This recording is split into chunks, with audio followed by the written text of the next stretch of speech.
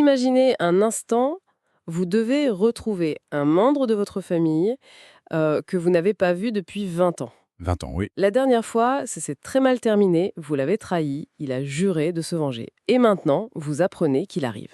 Ah oui. Et il est accompagné de 400 hommes. C'est cette tension, cette boule au ventre qui ouvre notre analyse d'aujourd'hui. La source sur laquelle on se penche, c'est un texte assez unique, le chapitre 33 du livre de la Genèse. Notre mission, ça va être de décortiquer cette rencontre, cette réconciliation explosive entre deux frères ennemis, Jacob et Ésaü. Tout à fait. On va examiner les gestes, les dialogues, la stratégie, quoi. Ouais. Et voir ce que ça révèle sur le pardon, la diplomatie. Et c'est une histoire profondément humaine, hein. On est très loin du conte de fées, là. C'est rempli de peur, de calculs, d'émotions brutes. C'est ça. Chaque détail du texte est une clé, en fait. C'est une négociation où chaque mot, chaque geste peut soit mener à une étreinte, soit déclencher un massacre. Alors allons-y. Le texte nous met tout de suite dans l'ambiance.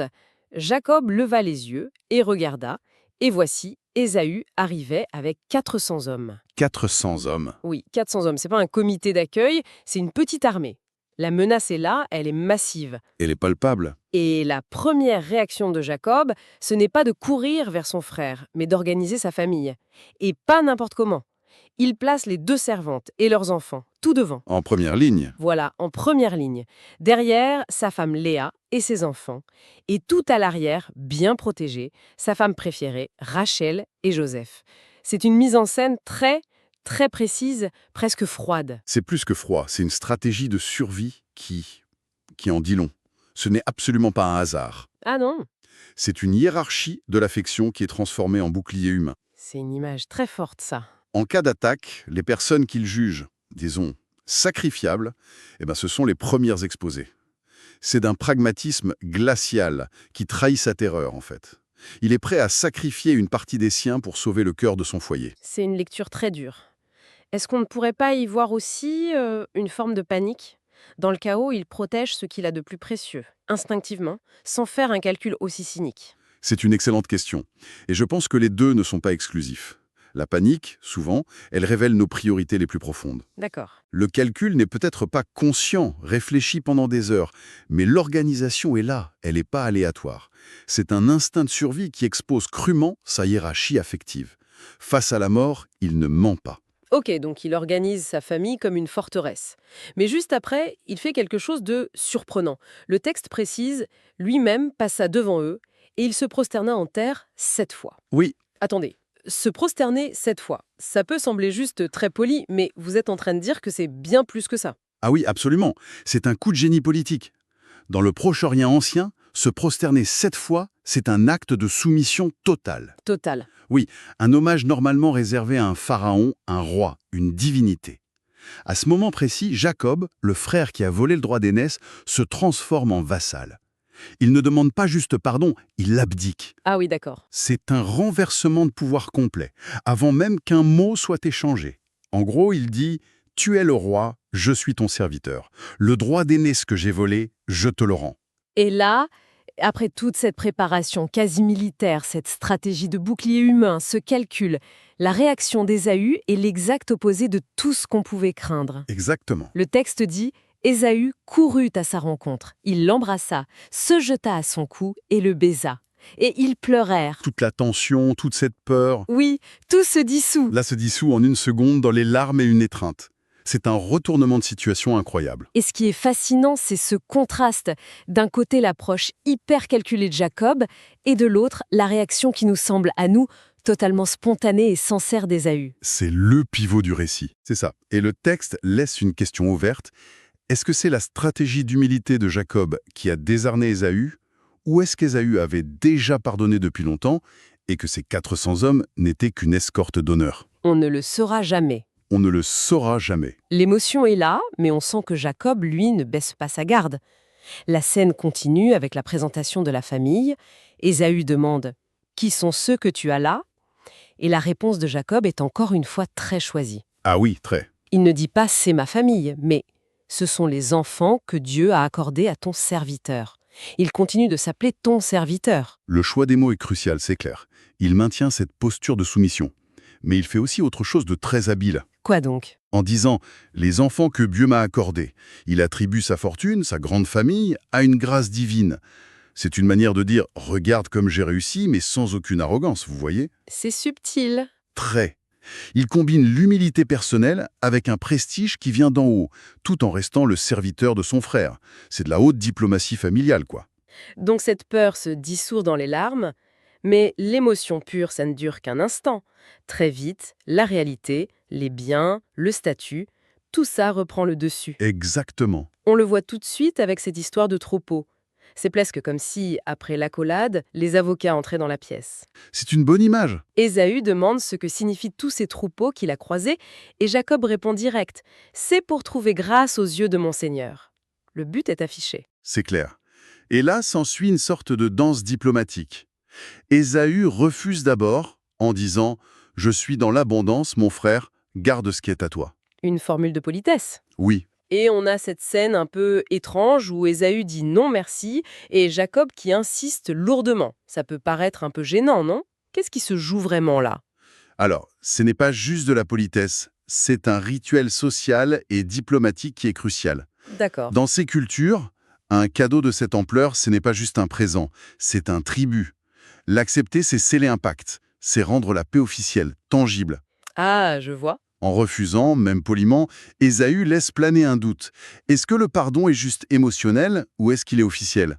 En insistant, Jacob le force à matérialiser cette paix.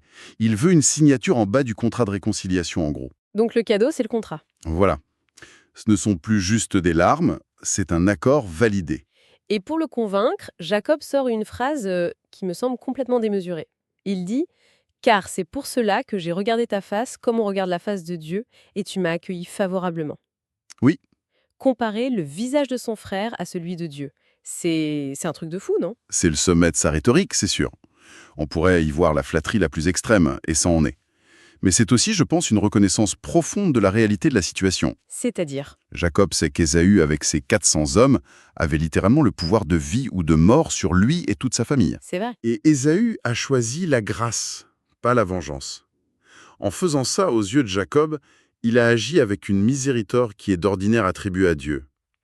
Il lui dit « Tu avais le pouvoir de me détruire et tu m'as épargné. Vu comme ça, » Et c'est après cette phrase, ce sommet de reconnaissance, qu'Ésaü cède et accepte le cadeau. La paix est scellée. définitivement. Ok, donc le pic émotionnel est passé, le contrat est signé avec les cadeaux.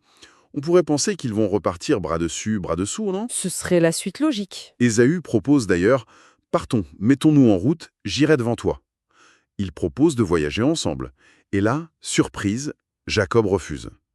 Pas directement, mais avec une excuse très bien construite. Très bien construite, en effet.